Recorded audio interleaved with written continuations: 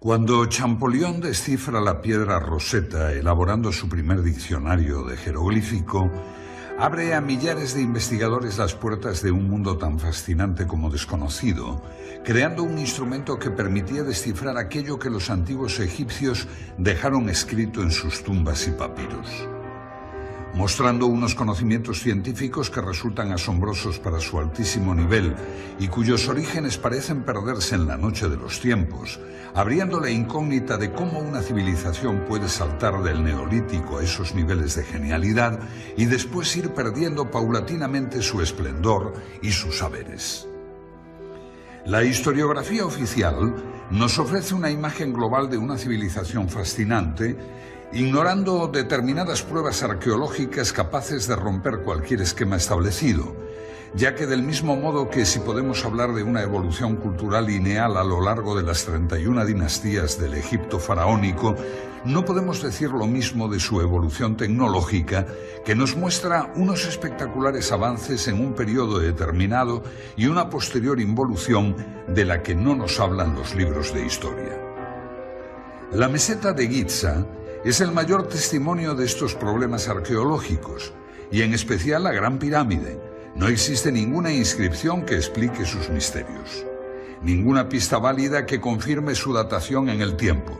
Simplemente 3 millones de bloques de piedra, 7 millones de toneladas erigidos como homenaje a la mística, a la ciencia o a la locura. Los viajeros de la antigüedad ya manifestaron su asombro ante la ausencia total de una tecnología que justificase la construcción de las pirámides. La arqueología ha tratado de dar respuesta a los cómo y los porqués de tan magna construcción, careciendo de la base suficiente en campos tan importantes como la física, las matemáticas o la geometría. Desde que en el siglo XIX se descubrieran las relaciones de la Gran Pirámide con los números pi y phi, se inició una frenética carrera hacia la interpretación de sus medidas, dando como resultado las más insólitas interpretaciones.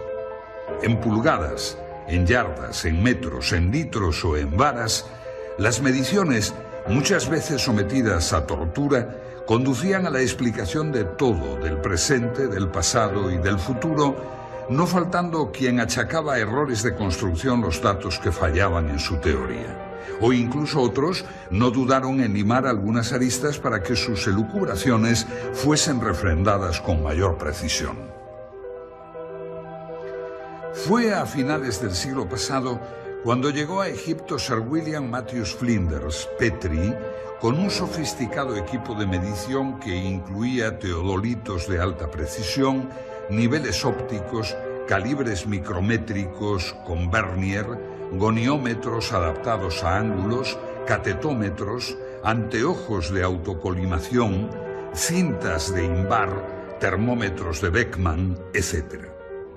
Sus mediciones, las más exactas realizadas hasta ahora, corroboradas años más tarde por los profesores Bokar Cole y Pochan, han conseguido que puedan elaborarse unas conclusiones ceñidas al más puro rigor académico y que van a abrirnos un nuevo horizonte de investigación para hallar las soluciones a los problemas planteados por aquellos arquitectos. Lo que hace a una disciplina más o menos científica es la medida en que se establezca una preeminencia de los hechos sobre las teorías. Un mismo hecho puede en arqueología tener una fundamental gravitación o ser un detalle omisible de acuerdo a la teoría que barajemos en ese momento. La dificultad se traduce pues en el problema de la evidencia, que en arqueología no tiene el valor que puede lograr en las ciencias exactas o experimentales. Para Petrie, sin embargo, la prueba arqueológica tiene el mismo grado de certeza que la prueba judicial. La historiografía ha considerado que la ausencia de referencias explícitas a una tecnología y una ciencia superior es una evidencia de que no existieron. Hay que tener en cuenta que la primera rueda aparece en la 12ª dinastía. El primer Meriette, mira de observación de caña de palma, lo mismo que la primera plomada Tej, aparecen en la 18ª dinastía. Los primeros textos astronómicos aparecen en sarcófagos de la 11ª dinastía y corresponden inclusive a una astronomía incipiente que, como observa Hawkes, desconocía la existencia de los eclipses. Las primeras representaciones de los meridianos aparecen en el templo de Dendera en época ptolemaica, conjuntamente con las indicaciones sobre la operación del tendido de la cuerda y la determinación del meridiano por las estrellas de la Osa Mayor. El papiro Rin, de la dinastía XIII, tiene un nivel científico correspondiente a un segundo curso de escuela elemental. El vidrio aparece en la dinastía XIV y los primeros cuchillos de hierro en la XXVI. Solamente en la época ptolemaica, 200 a.C., aparecen en Egipto conocimientos matemáticos y astronómicos de un cierto nivel. Estas pruebas arqueológicas son evidencias indiscutibles de que la civilización faraónica caminó con lentitud y sin brillantez por el camino de la tecnología hasta llegar a importar los avances de los griegos, que tampoco destacaron en estos campos. En oposición a todo esto encontramos un material tecnológico que nos indica todo lo contrario, lo que nos obliga a tener que inducir la naturaleza de las herramientas partiendo del producto, tomando como referencia una serie de pequeñas muestras evidentes repartidas por todo Egipto. Es un misterio inexplicable el repentino grado de perfeccionamiento adquirido por el arte de la construcción en la tercera dinastía y la incapacidad notoria de los constructores de la sala hipóstila de Karnak, derrumbada en 1899, que 1500 años después desconocían que los edificios requieren cimientos. Mientras que el análisis arqueológico muestra una línea de evolución cultural desde la primera dinastía hasta la época ptolemaica, el análisis tecnológico señala una línea de ascenso desde la primera dinastía hasta la cuarta para mostrar luego un proceso de involución a lo largo de varios milenios. En los relieves de El Berche, decimosegunda dinastía, se ve una estatua de Yehuti Topep, de un peso de 60 toneladas, colocada sobre un trineo y arrastrada por 172 hombres. Aparece también un hombre derramando un líquido sobre los patines del trineo para reducir la fricción y eliminar así el calor. Los textos que acompañan la imagen hablan de la heroicidad de esta titánica tarea en la que los hombres se mostraron con fuerza de gigantes. Es por ello por lo que resulta increíble cómo no ha quedado ningún recuerdo del transporte de los numerosos obeliscos de 1000 y 1200 toneladas que los egipcios distribuyeron por todo el territorio. Este es el templo de Luxor. Fue erigido originalmente por Amenhotep III en honor a Amón, y luego Ramsés II añadió estas impresionantes figuras y dos tremendos obeliscos. Solo queda uno. El otro, su hermano gemelo, fue llevado a Francia y puede hoy contemplarse en la Plaza de la Concordia de París. Requieren cada uno para su arrastre una fuerza de 93.000 kilos que nunca pudo ser suministrada por menos de 25.000 hombres. Para subirlo por una rampa se haría necesario un esfuerzo adicional que para un 30% de pendiente exigiría el esfuerzo suplementario de otros 50.000 hombres. Resulta curioso que el transporte de estos colosales monolitos no llamase la atención de los escribas. En el templo mortuorio de Micerinos hay bloques de 200 toneladas. En el techo de la cámara del rey de la Gran Pirámide los hay de 50 toneladas, y aunque el término medio de los bloques del monumento no pase de las 2,5 toneladas, cuando se piensa que hay unos 3 millones de tales bloques, se vuelve a plantear con seriedad la cuestión de las técnicas y medios empleados. Se nota la contradicción entre lo que hemos dado en llamar la prueba tecnológica y la prueba arqueológica. Se desconoce la existencia de máquinas. La aseveración de Heródoto de que se utilizaron máquinas para levantar las piedras es generalmente impugnada por los arqueólogos, que priman la fuerza bruta de miles de esclavos ante todo saber tecnológico. Estamos en el interior de la pirámide de Kefren. Desde su entrada comienza un pasillo descendente que justo en este lugar se vuelve horizontal para posteriormente subir hasta la cámara del sarcófago. Y es en este sitio donde los arquitectos de la pirámide decidieron colocar una esclusa para obstruir el pasaje. Es esta roca. Las teorías que esgrimen algunos investigadores para demostrar que por medio de rampas los antiguos egipcios lograban elevar grandes bloques a enormes alturas quedan entredicho cuando nos encontramos con problemas como este. Es una roca de granito de casi 3 toneladas de peso. La estudió Petrie. Si los bloques eran elevados por rampas a base de fuerza muscular, ¿cómo pudo ser elevado este bloque a esta oquedad para que posteriormente bajara y ejecutara la función que le comendaron sus constructores? Que sirviera de cierre, de tapón. En este pequeño espacio no caben más de 6 personas. Es por ello por lo que Petrie dedujo que los antiguos egipcios debieron poseer máquinas, y máquinas muy eficientes. Si aceptamos la existencia de máquinas en el Antiguo Egipto, nos queda el problema de determinar su naturaleza. En este sentido han sido numerosas las tentativas de explicación. La idea clásica de que las piedras fuesen elevadas por rampas es desechada por el docto ingeniero Krum, pues por sí solas las rampas serían un trabajo equivalente al de la propia pirámide. El concepto de los rodillos tampoco sirve, ya que la madera era escasa y no servirían en terreno arenoso. Las pirámides se realizaron en la Edad del Cobre, pero podemos decir que resulta imposible que en ese momento no conociesen el hierro, ya que es explicable que los egipcios pudieran trabajar el cuarzo, el granito, el pórfido o la diorita si no poseyeron herramientas de este metal. Esta piedra es de diorita. Puede comprarse por €1 en cualquier tienda de minerales en España. Les sugiero que adquieran una y efectúen una simple operación. Coloquen en su taladradora una broca de diamante sintético, Widia, que tiene dureza 11, e intenten perforarla. Tras varios minutos de intentos frustrados, se preguntarán cómo consiguieron tallar y perforar la estatua de Kefren, realizada de una pieza en diorita verde, con herramientas de cobre, que fueron las supuestamente empleadas en los tiempos de las pirámides. Resulta una incógnita cómo los egipcios pudieron trabajar el granito en las canteras sin el hierro.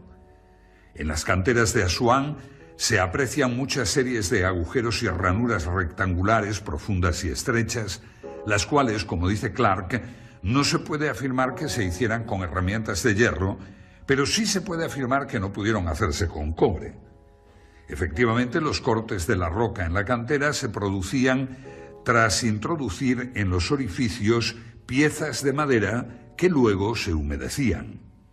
La fuerza oncótica producida por la expansión de la madera hacía resquebrajarse el granito.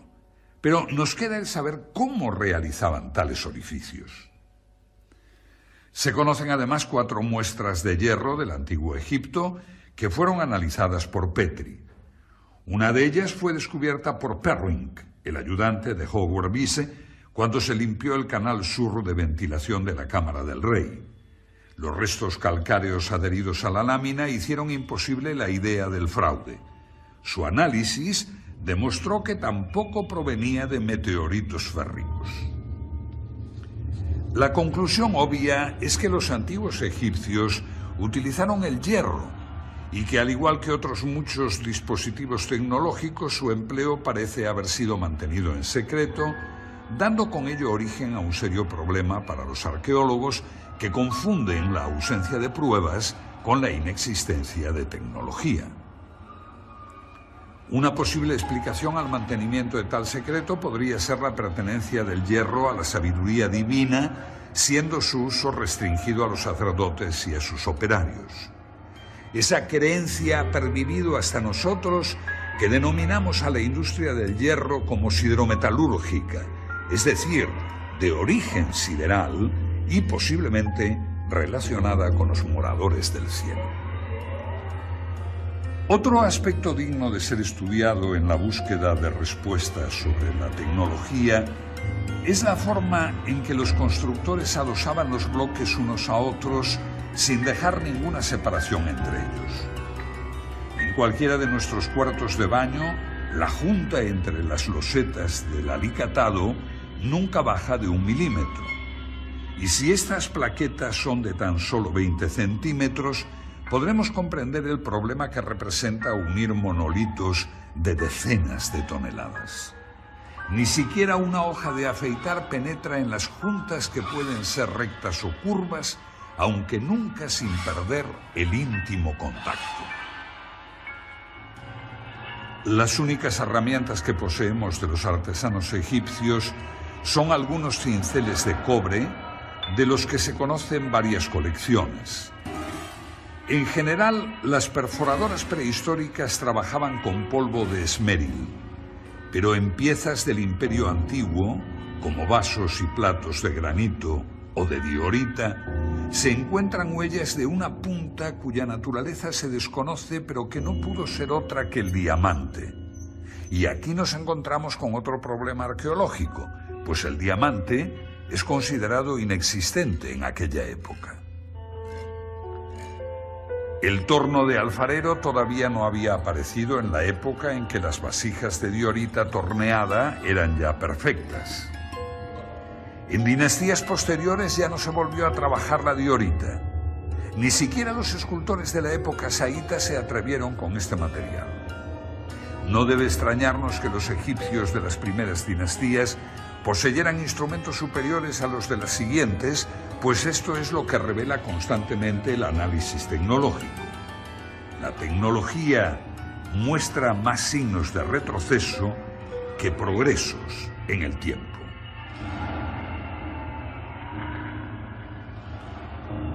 Debemos admitir que los egipcios de las primeras dinastías conocían el torno de punta fija antes de que aparecieran los tornos de alfarero. Con el torno egipcio se obtenían incluso superficies esféricas, pues se conocen platos hechos a torno en los cuales la herramienta se movía sobre una línea curva. Tenemos la prueba de que además del torno de punta fija conocían el torno con herramienta articulada móvil.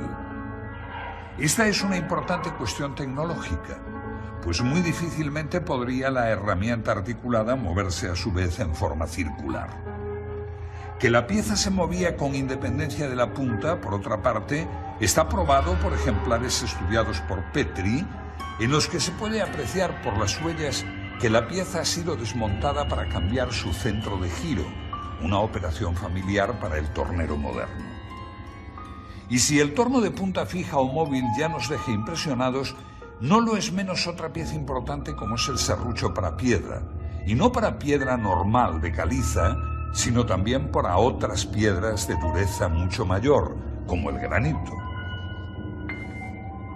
Se conocen ejemplares de serruchos egipcios de bronce con dientes de esmeril, cuyo funcionamiento se asemeja a las modernas cortadoras de cinta de acero con polvo de esmeril, llevado por agua, con las que se cortan los bloques de granito en las canteras modernas.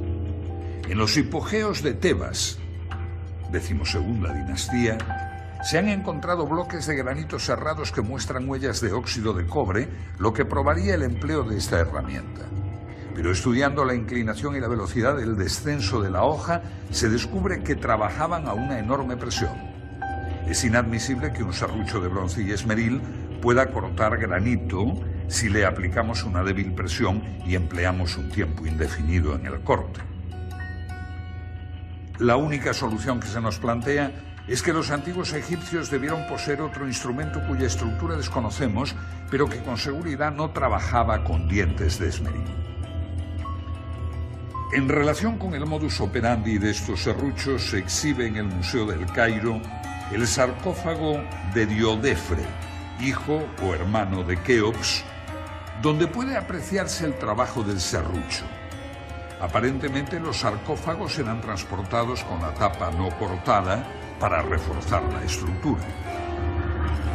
El serrucho ha cortado ya los 2/3 de la tapa, quedando un resto por cortar en donde todavía puede apreciarse la garganta carcomida por la herramienta. Se observa así la superficie irregular que va dando forma al sarcófago antes de su ulterior pulimento y en donde todavía hoy es posible apreciar las marcas de ocre que indican las líneas de corte. Aparentemente, el serrucho ha sido guiado a mano, como puede inferirse por la forma irregular de la superficie cortada. El ancho de la herramienta, correspondiente al ancho del surco, es de 2 centímetros. El plano de corte presenta desniveles del orden del centímetro. Y aunque no nos imaginamos qué herramienta pudo hacer el corte, se aprecia que su uso fue manual con las imperfecciones que el pulso provoca. En cambio, en otro sarcófago, el de Keops de la Gran Pirámide, en donde los desniveles de las superficies serradas son del orden del milímetro.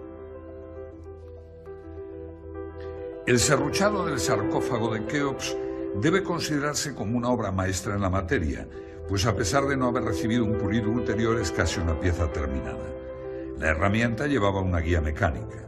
Este serrucho se movía a modo de los modernos cortadores de peine que producen bloques de superficies paralelas debido al movimiento simultáneo de varias cintas de acero. Y de nuevo nuestro estupor al comparar la tecnología antigua con los logros de la actual.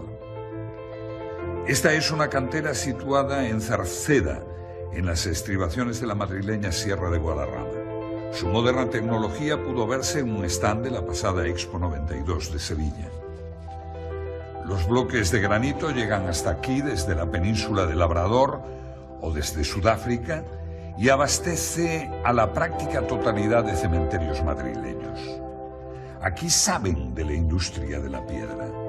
Su más perfecta máquina de corte para piedras de granito está diseñada por una hoja redonda de 2 metros de diámetro, compuesta de múltiples dientes de huidia, carburo de tungsteno, por lo que no puede cortar bloques de más de 1 metro. Cada vuelta de la hoja avanza tan solo 5 milímetros.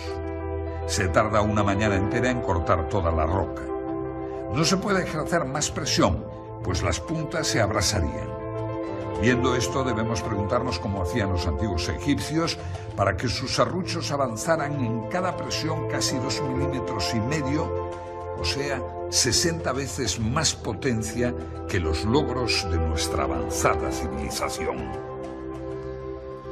Pero nuestro asombro no acaba aquí, pues aún hemos de tratar la herramienta más conspicua de la antigua tecnología, el taladro cilíndrico. El tubo ejecutaba taladros de hasta 15 centímetros de diámetro, dejando tras su camino un tarugo central que posteriormente era roto con un simple golpe. Estos taladros se llaman trépanos y pueden verse en algunos lugares de Egipto. El cilindro, en los taladros modernos, es de acero con puntas de huidia. La presión debe regularse cuidadosamente por control manométrico y para un taladro con 3 puntas de diamante esta es aproximadamente de 50 kilos. Para un taladro con punta de huidia es menor, unos 30 kilos. La herramienta de huidia presenta, sin embargo, la ventaja de su gran velocidad tangencial. El diamante, en cambio, debe ser trabajado a baja velocidad, pues puede quemarse. Los taladros modernos, al igual que en las máquinas de corte, avanzan en el granito 4 centésimas de milímetro por vuelta, mientras que la máquina egipcia avanza 2 milímetros, tan solo 50 veces más. La idea de que pudieran operar por golpes o escoriaciones es rechazada, pues no hay ninguna huella de semejante proceder. La posibilidad del empleo de 2 herramientas aplicadas alternativamente, una de las cuales se limitaría a ensanchar el surco dejado por la otra, es descartada, pues se conocen trépanos con el tarugo aún dentro.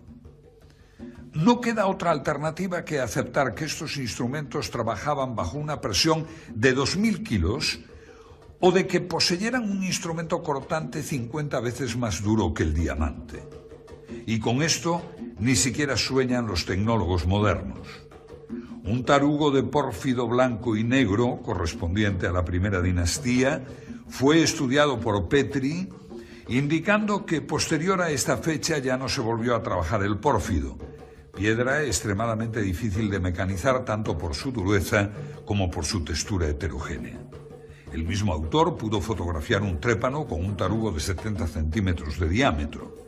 esta tecnología egipcia queda muy por encima de las posibilidades mecánicas de nuestra era espacial.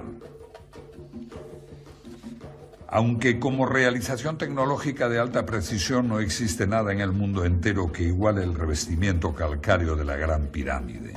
Hoy se pueden contar con los dedos de una mano, pero en su día fueron 27.000. Y es de lamentar la destrucción de este revestimiento de mármol, pues no solo se nos ha privado del placer estético de su contemplación, sino también de la posesión de una obra que podemos con toda seguridad considerar la más grande creación de la tecnología de todos los tiempos. Poseían superficies planas de más de 3 metros cuadrados. Muestran un paralelismo a lo largo de sus aristas de casi 2 metros del orden de las 5 centésimas de milímetro, es decir, en íntimo contacto. La apertura media de la junta es del orden de 5 décimas de milímetro. Además, para mayor asombro, utilizaron en las juntas yeso de rápido fraguado. La tarea parece imposible. Petrie constató que no existían en el pavimento huellas de arrastre de los bloques, ni tampoco existen en ellos puntos de engarce para grúas o cuerdas. Además, para mayor asombro, colocaron en las juntas yeso de rápido fraguado que obligaba a colocar el bloque al primer intento sin posibilidad de posteriores movimientos. Y esta es tan solo la primera fila de las más de 200 que tiene la pirámide hasta la cumbre. La única posibilidad de solución nos la ofreció la moderna tecnología en las canteras actuales, la succión. Mediante una campana de vacío actuando sobre una superficie pulida, se levantan hoy piedras de hasta 2 toneladas de peso. Pero, ¿cómo hacían los antiguos egipcios con bloques de más de 16 toneladas?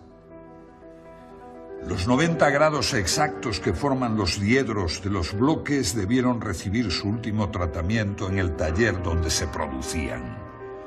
La construcción con bloques prefabricados de una línea recta de 230 metros presupone un control de la angularidad del orden del segundo de error.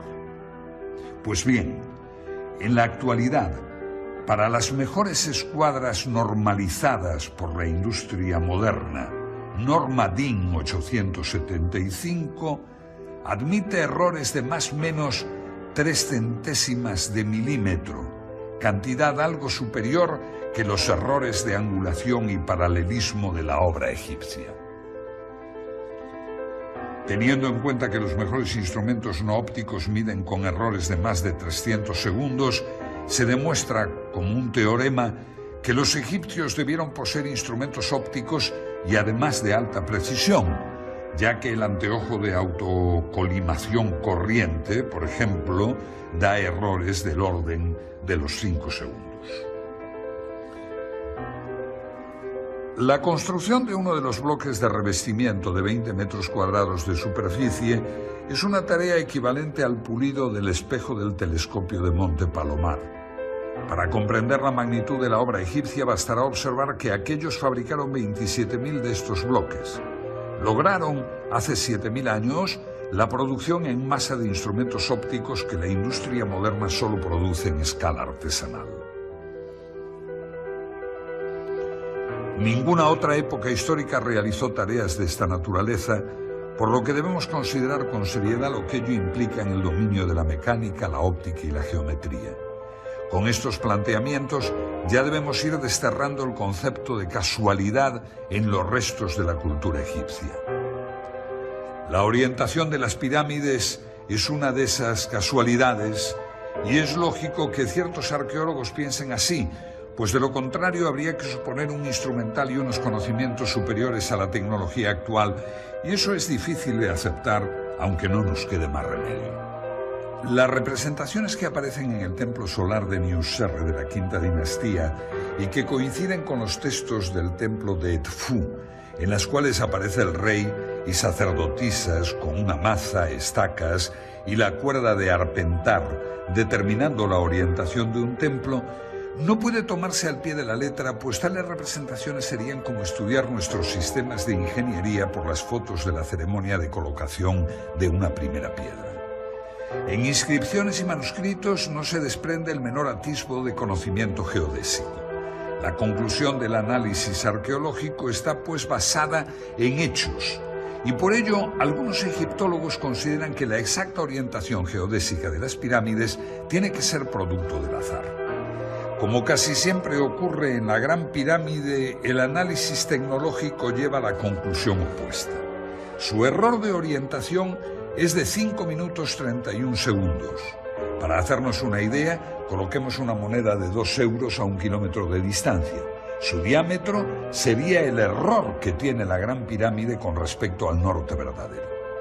La agrimensura moderna, conducida por teodolitos, cronómetros y tablas astronómicas, admite para el cierre de polígonos un error del 0,3%, que corresponde a un error de 10 segundos traducido en error angular. Ningún procedimiento propuesto ha logrado explicar cómo consiguieron los egipcios tal exactitud. Es imposible, pues, sin un objetivo y un ocular solidarios, intentar ningún género de determinaciones de este tipo. La Gran Pirámide está por encima de la tecnología moderna en cuanto a orientación, pues sus 5 minutos 31 segundos supera con mucho las modernas normas de precisión. Y aún cabe una segunda pregunta. La pirámide de Kefren tiene el mismo error de orientación, es decir, 5 minutos 31 segundos.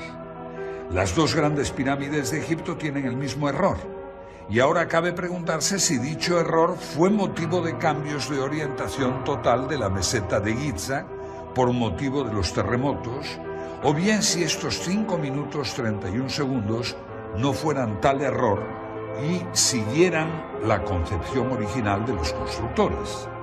De todas formas, tan difícil es orientar las pirámides exactamente a los 4 puntos cardinales como orientar ambas con la misma desviación. Por lo que debemos considerar la posibilidad de que los antiguos egipcios tuvieran el equipamiento necesario para edificar una base de 53.000 metros cuadrados con una orientación de 0 grados, 0 minutos, 0 segundos. Si juzgamos los conocimientos matemáticos de los egipcios por los pocos textos que han llegado hasta nosotros, su matemática fue bastante primitiva. Neugebauer puntualiza que lo máximo obtenido por la matemática egipcia de todos los tiempos fue el conocimiento de la tabla de multiplicar por 2. Pero si no poseemos testimonios para juzgar el máximo nivel alcanzado por la matemática abstracta egipcia, en cambio, sus obras en piedra nos permiten apreciar su capacidad de mensuración. La longitud de la pared norte de la Cámara del Rey es, según Petri, de 10 metros 47,97 y la del costado sur de 10,47,82. El error de medida es del orden de 1/10 de milímetro por metro, que coincide con las normas modernas para prismas ópticos. Si este error de medida se produce en esta cámara, vamos a ver qué ocurre con una superficie mayor, con la base de toda la pirámide. Este esquema representa la base de la Gran Pirámide, el valor de sus ángulos y las longitudes de los lados. Las medidas aquí consignadas corresponden a las de Borjar y Cole. Descartando el azar en todo este asunto, se nos plantea un serio problema tecnológico. En los 53.000 metros cuadrados de la base de la pirámide cabe la superficie de 8 campos de fútbol y sus diferencias se cuentan en milímetros y en segundos. Las pocas representaciones que han quedado en relieves egipcios nos muestran nuevamente métodos arcaicos y poco efectivos de precisión. Cuerdas de palma, observación visual. El único metal de que disponían era el cobre, pero en tal distancia de 230 metros, las diferencias diurnas de más de 20 grados entre las 10 de la mañana y las 2 de la tarde representa una dilatación del cable de más de 80 centímetros. El error de medida de 3 milímetros representa un control de la temperatura de 0,2 grados cosa impensable para cualquier topógrafo que necesita las cintas de Invar, una aleación de hierro y níquel de bajo coeficiente de dilatación térmica, para conseguir casi lo mismo que los egipcios. Termómetros, conocimiento de la física de los metales, equipos ópticos, y tan solo lo que se ha encontrado en las excavaciones son cuerdas de palma, que es lo mismo que tener la evidencia de que los egipcios podían viajar a 200 kilómetros por hora y tan solo encontrar en papiros y relieves la inconfundible estampa de un famélico camello. Pues si la medición de las distancias supera todos los condicionantes, la goniometría no se queda a la zaga.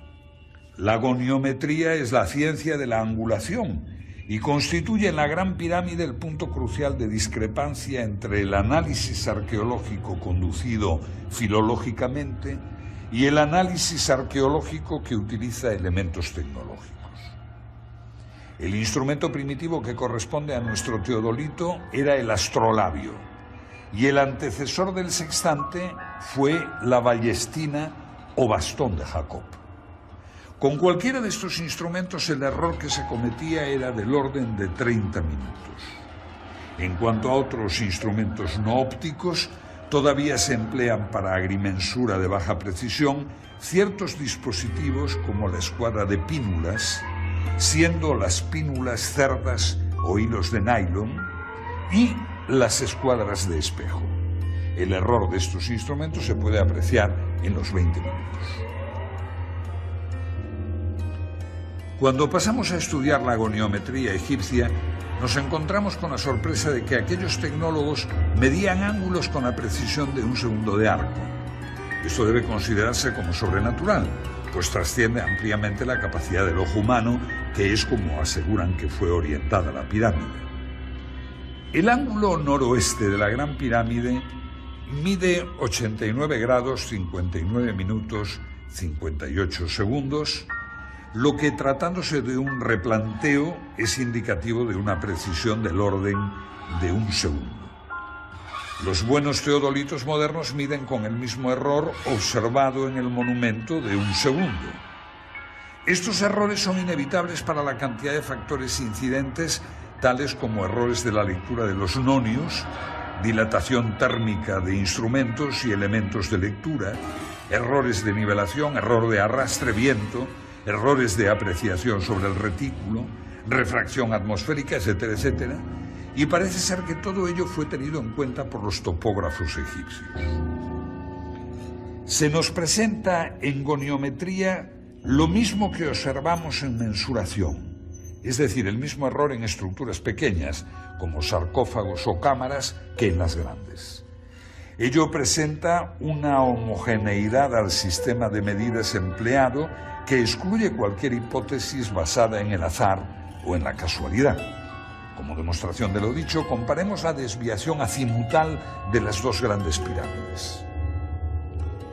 Ambas pirámides tienen su desviación hacia el oeste. Petrie da los siguientes valores para la pirámide de Keops. Núcleo, 5 minutos, 16 segundos. Pasajes, 5 minutos, 49 segundos. Revestimiento este, 5 minutos, 30 segundos. Promedio, 5 minutos, 31 segundos. Para la pirámide de Kefren, otorga los valores 5 minutos, 37 segundos para los pasajes y 5 minutos, 26 segundos para el revestimiento, obteniendo un promedio de 5 minutos, 31 segundos. Este resultado nos muestra el exacto paralelismo de dos estructuras separadas por más de medio kilómetro de distancia. En ambos casos, el instrumento necesario para efectuar medidas de esta precisión debió tener un error por debajo del segundo. Como puede apreciarse en la tabla azimutal, el cuerpo de la pirámide de Keops, sus pasajes y su revestimiento del lado este se encuentran en un exacto paralelismo que coincide asimismo con el del revestimiento, cuerpo y pasaje de la pirámide de Kefren. Por esta circunstancia, la observación de que los otros lados, norte, sur y oeste, de la base de la Gran Pirámide están orientados 3 minutos hacia el este del norte con relación a la dirección anterior, revela un hecho intencionado. El lado oeste de la base representa con exactitud milimétrica el promedio del lado norte y del sur. Otro interesante problema lo constituye la perfecta euclicidad y horizontalidad del plano de la base de la Gran Pirámide.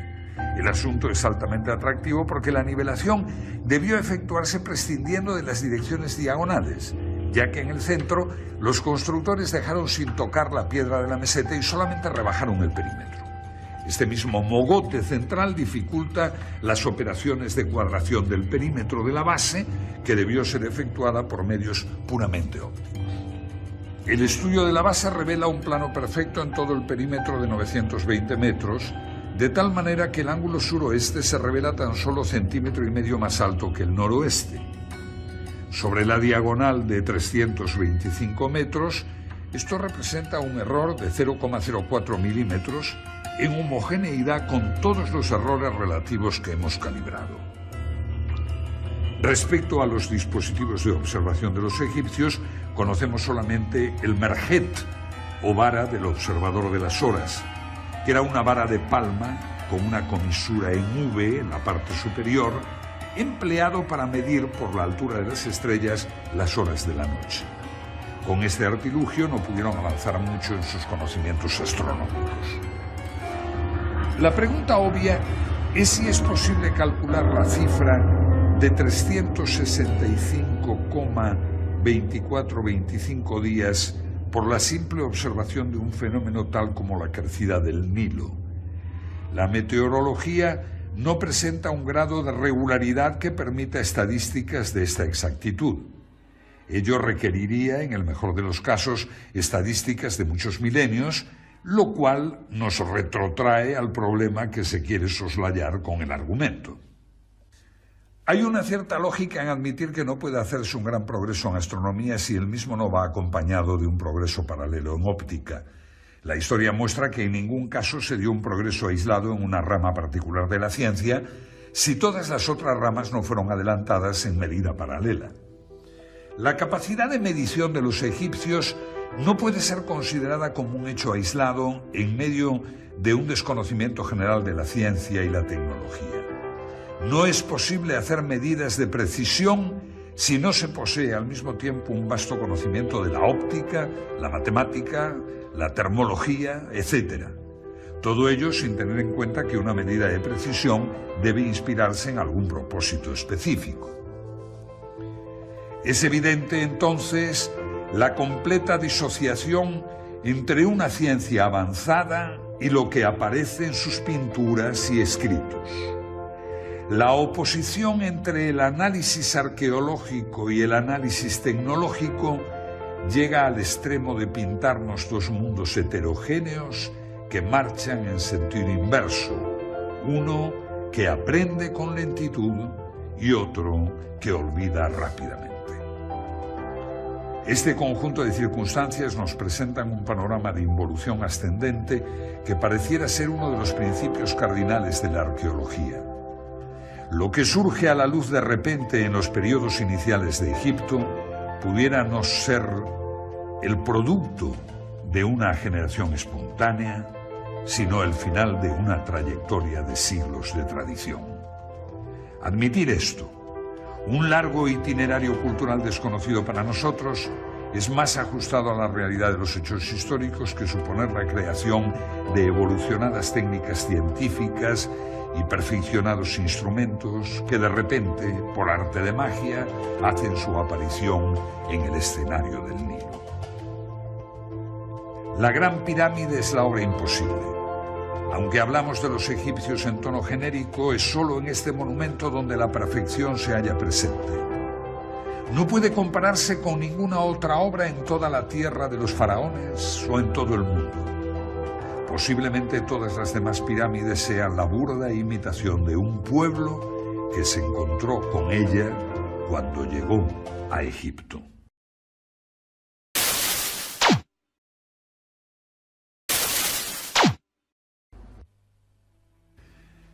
Cuando Champollion descifra la piedra Rosetta, elaborando su primer diccionario de jeroglífico, abre a millares de investigadores las puertas de un mundo tan fascinante como desconocido, creando un instrumento que permitía descifrar aquello que los antiguos egipcios dejaron escrito en sus tumbas y papiros, mostrando unos conocimientos científicos que resultan asombrosos para su altísimo nivel y cuyos orígenes parecen perderse en la noche de los tiempos, abriendo la incógnita de cómo una civilización puede saltar del neolítico a esos niveles de genialidad y después ir perdiendo paulatinamente su esplendor y sus saberes.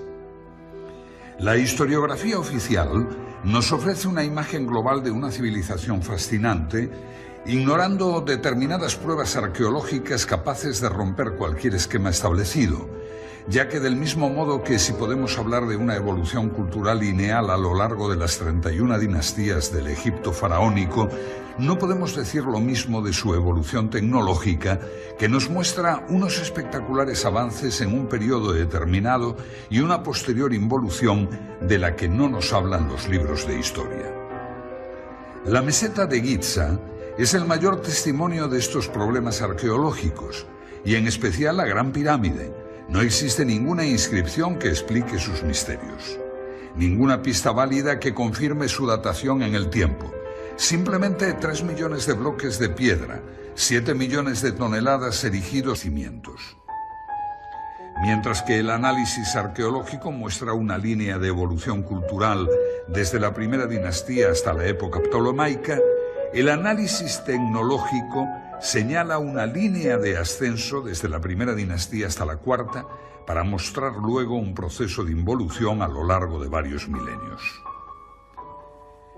En los relieves de El Berge, 12ª dinastía, se ve una estatua de Yehuti-Topep de un peso de 60 toneladas colocada sobre un trineo y arrastrada por 172 hombres.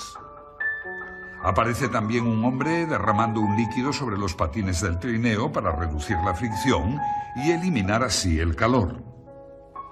Los textos que acompañan la imagen hablan de la heroicidad de esta titánica tarea en la que los hombres se mostraron con fuerza de gigantes.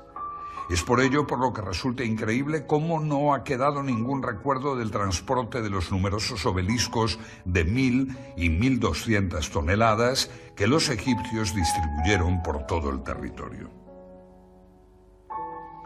Este es el templo de Luxor. Fue erigido originalmente por Amenhotep III en honor a Amón, y luego Ramsés II añadió estas impresionantes figuras y 2 tremendos obeliscos. Solo queda uno. El otro, su hermano gemelo, fue llevado a Francia y puede hoy contemplarse en la Plaza de la Concordia de París. Requieren cada uno para su arrastre una fuerza de 90 como homenaje a la mística, a la ciencia o a la locura. Los viajeros de la antigüedad ya manifestaron su asombro ante la ausencia total de una tecnología que justificase la construcción de las pirámides. La arqueología ha tratado de dar respuesta a los cómo y los porqués de tan magna construcción, careciendo de la base suficiente en campos tan importantes como la física, las matemáticas o la geometría. Desde que en el siglo XIX se descubrieran las relaciones de la Gran Pirámide con los números pi y phi, se inició una frenética carrera hacia la interpretación de sus medidas, dando como resultado las más insólitas interpretaciones.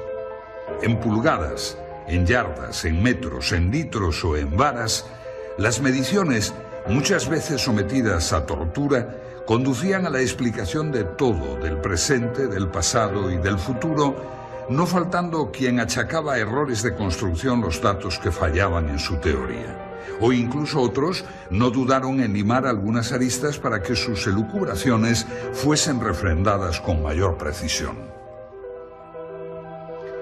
Fue a finales del siglo pasado cuando llegó a Egipto Sir William Matthews Flinders, Petrie, con un sofisticado equipo de medición que incluía teodolitos de alta precisión, niveles ópticos, calibres micrométricos con vernier, goniómetros adaptados a ángulos, catetómetros, anteojos de autocolimación, cintas de imbar, termómetros de Beckman, etc. Sus mediciones, las más exactas realizadas hasta ahora, corroboradas años más tarde por los profesores Pockar, Cole y Pochan, han conseguido que puedan elaborarse unas conclusiones ceñidas al más puro rigor académico y que van a abrirnos un nuevo horizonte de investigación para hallar las soluciones a los problemas planteados por aquellos arquitectos. Lo que hace a una disciplina más o menos científica es la medida en que se establezca una preeminencia de los hechos sobre las teorías. Un mismo hecho puede en arqueología tener una fundamental gravitación o ser un detalle omisible de acuerdo a la teoría que barajemos en ese momento. La dificultad se traduce pues en el problema de la evidencia, que en arqueología no tiene el valor que puede lograr en las ciencias exactas o experimentales. Para Petrie, sin embargo, la prueba arqueológica tiene el mismo grado de certeza que la prueba judicial. La historiografía ha considerado que la ausencia de referencias explícitas a una tecnología y una ciencia superior es una evidencia de que no existieron. Hay que tener en cuenta que la primera rueda aparece en la 12ª dinastía.